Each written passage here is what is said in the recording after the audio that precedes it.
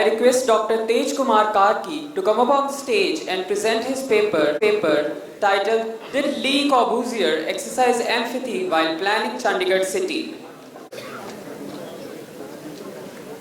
Good afternoon. So today I am presenting a topic on Le Corbusier. We know he is a great man, he has done a lot of work, we have emotional attachment because he has done a lot of work in Chandigarh. He is a great artist and he builds buildings like sculptures and all. So we have done a lot of research on architectural aspects, also some planning aspects. And we have praised a lot. But I'm looking from a different perspective now. So sometimes, respecting the person, you have to question sometimes. Questioning, if you don't question, we will not learn. So all may look like a criticism, but take it as a learning lessons. I'm using terminology called empathy. The topic I'm covering is, did Le Corbusier exercise empathy while planning Chandigarh City? This is my question. So we'll move from here. So the research, the research problem is that if planners, okay, let's see here. So if planners are less empathic, they are likely to fail socially. Less empathic means they are not paying serious attention to the needs of the people. If planners are less empathic, they are likely to fail socially, and they might end up favoring rich people over poor. So you have to pay attention to the people's need very seriously. So that's the thing. So if you are not empathic, you'll do unjustful planning or you'll favor only rich. So what is empathy? Let's see. Empathy is considering others' emotions before making any decisions, focusing on people's needs. That is empathy. In other way, you are paying serious attention to others' point of view and putting yourself in others' shoes. You are viewing things from others' shoes, okay? So this is empathy. So what empathy does, so if you are an empathetic planner, then what you'll do is you'll encourage information sharing, trust, there will be a trust building between people, and there will be a learning, okay? So if the less empathic leaders are what? They are less receptive to others' concern. They suppress team idea generation. So less empathetic leaders also see only what they are looking for while staying blind to what is in front of them. They will not see the room and the elephant in the room. Okay? So they will see only what they are looking for. So those are less empathic leaders. So now research question. How empathic was Le Corbusier while planning city Chandigarh with his planning teams, with politicians, with poor people, and with Chandigarh planning needs? Okay? So how did I do this research? This research I did by book, journal articles, review of newspapers, and the one major book that inspired me to write is written by my colleague who is here in the auditorium. So he is Mr. Surendra Baga and his brother. They have written a book, Le Corbusier. Once I read that, and I connected myself as a student of Chandigarh, and this inspired me to write the books, besides other journals and articles. So what did we find in Chandigarh? So we found that Le Corbusier was intolerant to the mistakes of his subordinates, junior architects, according to Jit Malhotra. Okay?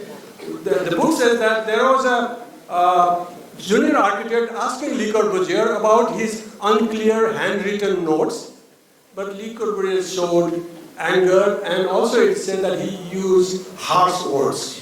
Okay?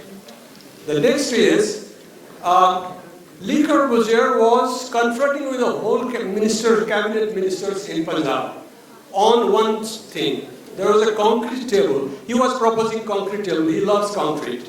But the entire cabinet ministers were against concrete. They were asking for wooden tables. But he was adamantly, taking a stand against all those cabinet ministers. He could afford to do because he had a good connection with Jawaharlal Nehru, and he came from France. He was a very famous man. But normally other planners, I doubt they could afford to fight with the entire cabinet of ministers in Punjab. Okay? So he did that, but the peer generate was his other colleague or other junior or his friend who was working with him. He somehow, reconciled the conflict. He said that, okay, we will see the concrete. If it doesn't work, I'll pay all my costs to that. So this is how he neutralized the conflict in the cabinet. Next. So Lee Corbusier, he has related the human organs and all things very well in his planning. He says capital complex is the head, a leisure valley is the lungs, transportation networks are circulatory system. That is fine, that is okay. He has connected that, and he also talks about human proportions.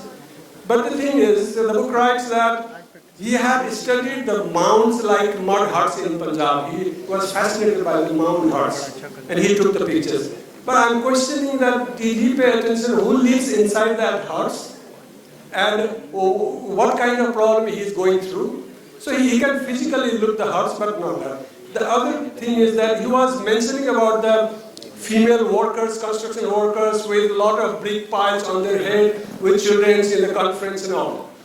But he was talking in terms of physical sense, in terms of artistic visualness. But did he pay real attention to that woman who was going through with all kind of bricks, with a child and kind of poverty? So did he thought to give them, how they would be a part of the city?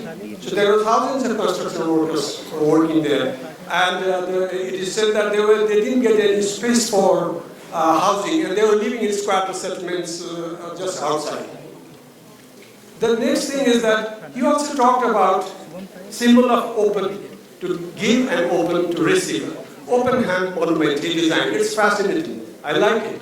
But the question is, whose hand is this?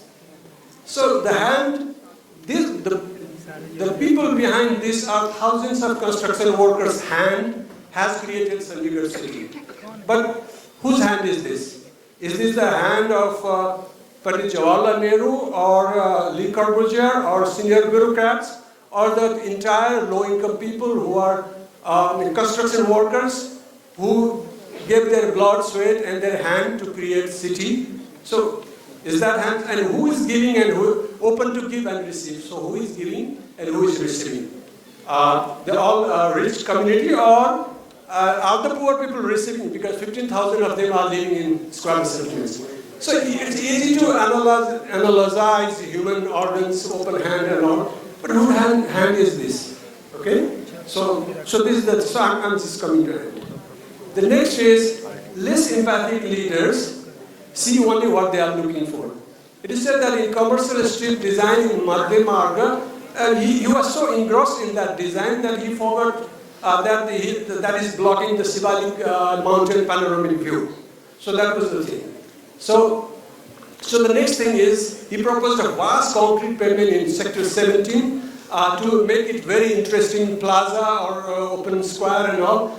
But while seriously paying attention to his love towards concrete, he forgot that it's a very hot and humid place. The entire concrete, if it is in the hot season, people cannot just walk, and there will be a heat island effect on that. So in the pursuit of his concrete design, he forgot that the climatic context. Also, he talked about,